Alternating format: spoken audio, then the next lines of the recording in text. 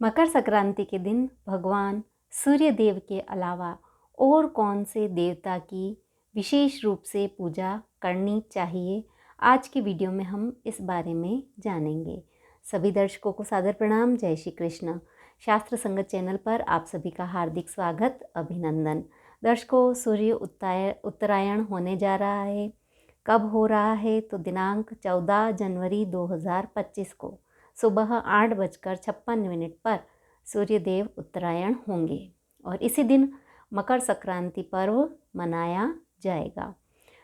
तो इस दिन भगवान सूर्य की विशेष रूप से आराधना की जाती है। सूर्य देव के साथ साथ और कौन से देवता की पूजा करते हैं? इस दिन कई लोग व्रत करते हैं, उपवास करते हैं। कई लोग 14 की संख्या में दान भी करते हैं।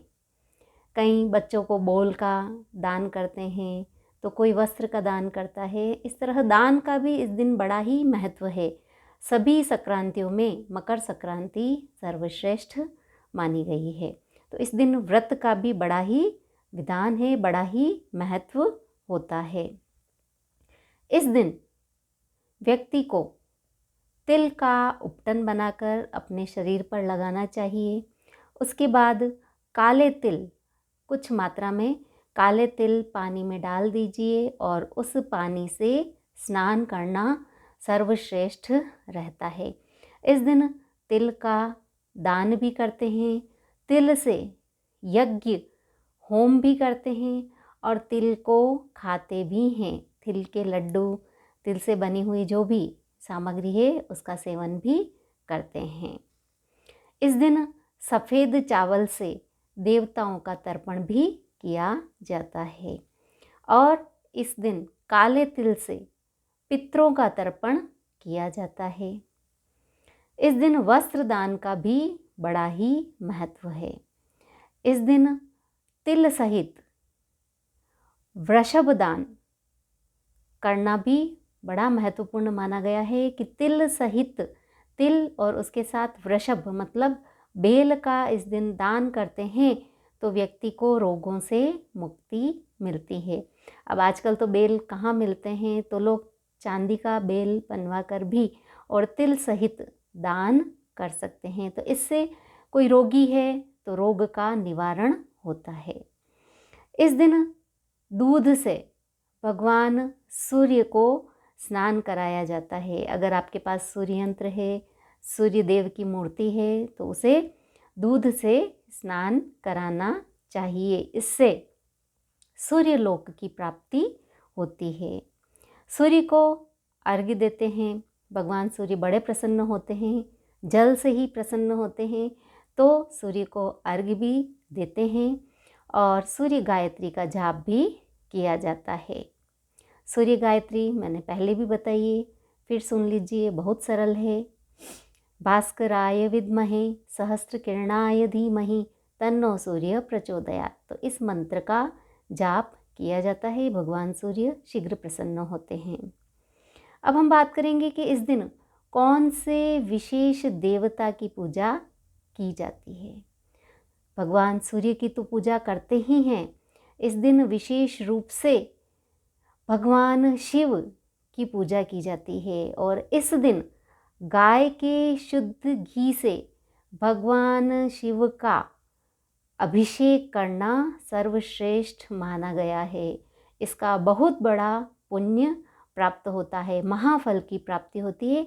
गाय का अगर शुद्ध घी है तो उससे भगवान शिव को लेप करना चाहिए। उसके बाद भगवान को विधि पूर्वक स्नान कराकर, पंचामृत से स्नान कराकर भगवान को वस्त्र आदि धारण करावें। इस दिन भगवान के सामने तिल के तेल का दीपक करने का भी विशेष विधान है। भगवान का पूरा श्रृंगार करावें। भगवान की पूरी विधि से इस दिन पूजा का बड़ा महत्व है। अगर आप घर पर करते हैं तो ठीक, नहीं तो अगर आपके घर के आसपास कहीं शिवालय है तो वहाँ जाकर भगवान शिव की पूजा करना बड़ा ही फलदायी माना गया है। भगवान की पूजा करने के पश्चात इस दिन भगवान को छत्र अर्पित करना चाहिए। इस दिन अगर आप चामर भेंट करते हैं भगवान को तो भी बड़ा श्रेष्ठ रहता है। मंदिर में छत्र और चामर भेंट कर सकते हैं।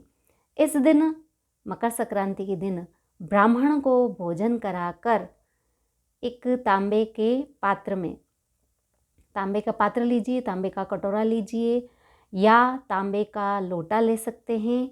उस लोटे में तिल भरिए और आपकी श्रद्धा अनुसार उसमें सोने का एक सिक्का है या जो आपकी श्रद्धा है स्वर्ण अंदर रखिए और तिल रखिए और फिर वह लोटा ब्राह्मण को दान देना चाहिए। इसका भी बड़ा विशेष महत्व रहता है। इस दिन चावल व तिल भगवान शिव को अर्पित करने चाहिए। मतलब भगवान शिव का चावल और तिल से भी पूजन करने का विधान रहता है। तो आज हमने जाना मकर संक्रांति पर सूर्य देवता के अलावा भगवान शिव की पूजा का भी विशेष विधान है।